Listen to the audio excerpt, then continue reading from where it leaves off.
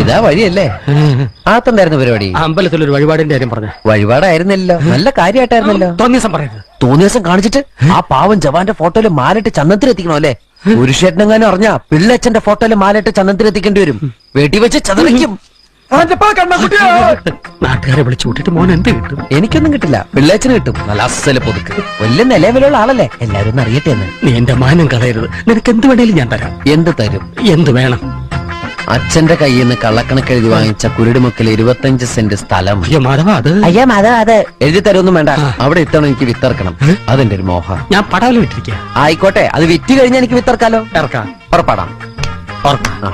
പോകാൻ വരട്ടെ. ഇതൊക്കെ മറക്കാതിരിക്കാൻ ഞാനൊന്നും കൂടെ തന്നാലോ? വേണ്ട, ആരും കാണൂല. വേണ്ടെന്നേ. എന്നാ ചാടിക്കോ മോനെ. ഇന്ന് നീ അവിടെ കക്കാൻ കയറരുത്. ഇന്ന് അവിടുന്ന് എന്തെങ്കിലും പോയാൽ നാളെ അത് എന്റെ തലയിലാവും. ഓ, എന്നാ മറ്റന്നാളാവാം. അതിന്റെ പിറ്റേന്ന് എന്റെ തലയിലാവും. സ്ഥിരാണല്ലേ?